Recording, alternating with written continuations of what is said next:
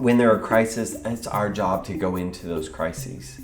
We're out there promoting, hopefully, a message of hope. Coronavirus is going to go away. We're going to fight that battle. We're going to stay strong together as we fight coronavirus and COVID-19. National Director of World Vision, Mr. John Hasse, you're welcome. It's a real pleasure to be with you, Lozaria. Thank you for the time. I'm sure you had many adjustments to the organization with the coming of the coronavirus. I just want to find out, when the coronavirus came about, did you think it would come this far? You know, when I first saw it back and was made aware of it, I think around early January at the beginning of the year, I mean, nobody really thought this was going to be a big thing. There were some news media, but I never thought that it would be this big at first. And then over time, we definitely saw how big it was coming. At World Vision, we were hearing stories from some of our Asia offices, our office in China and Korea, some of those Asian offices that had it first. And then we were just obviously watching the spread of it over time. And then we started becoming very aware of it and really looking at what we would have to do because of it.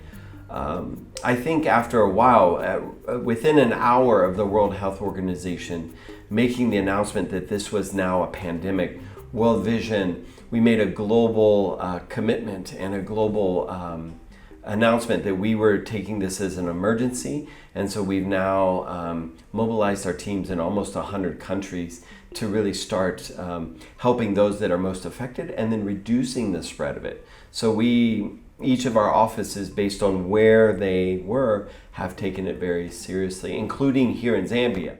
Can you highlight to us some of the adjustments that you've made? Yeah, one of the ones that was a big shift is that many of our staff here in Lusaka, for example, and some of our staff in our field programs, where the majority of our staff are, World Vision staff are now working from home. And so we had to get extra bundles and extra, other power packs and other things for people to be working from home. And that's been a huge adjustment for many of us because, for example, I have 4 kids at home and they're having to study and do their schoolwork. And my wife is doing some work as well. And so our whole life situation is changing. And how do we do work? How do we keep going? And so that's been a big adjustment for a lot of people.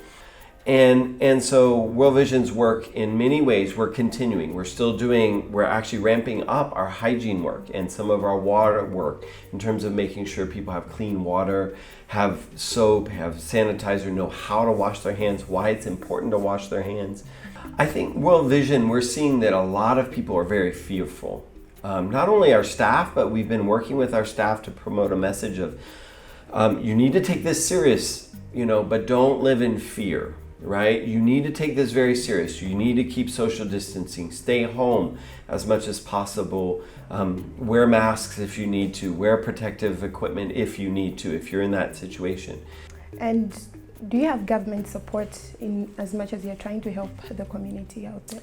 Oh yeah, definitely. I mean, the government, when I think at the district level where we're working very closely in many districts together, being able to meet with the Minister of Health and working at the different isolation centers where World Vision is supporting the ministry's work in terms of trying to make sure that there's good hygiene and water and other best practices and adequate services there. That's just another show of how we're working together with the international community as well through organizations like UNICEF and USAID, for example. These are just great opportunities to show how we're all trying to collaborate together. Has the coronavirus affected funding in any way? We've actually seen our international donors trying to find funding for Corona and really to help step up the funding situation to be able to respond and maximize our ability to look at things like hygiene better and better access to water, for example. And what has been your social role as the World Vision during this pandemic? Well, World Vision, we're known to be a community-based organization that works with children, and we're also a Christian organization. And so I think those 3 lay the foundation for what our role is in the communities. We're out there promoting, hopefully, a message of hope, right? Coronavirus is going to go away. It's not going to kill us all. It just won't. I mean, if you look at the statistics, we deal with malaria. We've dealt with HIV and AIDS for years and decades, and we're making enormous progress there. We're going to fight that battle. We're going to stay strong together as we fight coronavirus and COVID-19. And with some of the lessons that you've learned throughout this process, what is the progressive role of NGOs even in the future if a pandemic was to hit again? Well, I think it's also just being reactive and being agile, right? And being able to adjust to the current situation, right? Quickly. And to be able to take our messaging out there quickly. We've definitely learned some lessons, and we've learned how we can adjust our programs even quicker at such a big level. We as World Vision, we say that we're constantly learning. We're striving to be as agile as possible. And so, yeah, I think one of the big messages that we hope will carry forward is this idea of good sanitation and good hygiene can literally save lives. And to just conclude, what is your advice to the general public and to NGOs in general? Yeah, I think, for the general public, wash your hands a lot. Wash your hands, use hand sanitizer a lot. I wash my hands 30 or 40 times a day, and it's just, soap works as good as hand sanitizer or better, right? Soap and water, and just keep doing that. Again, social distancing, at least 1 meter, preferably 2 meters apart. Keep that distance just for the next several months, maybe the next year, and then we can resume some of our old practices.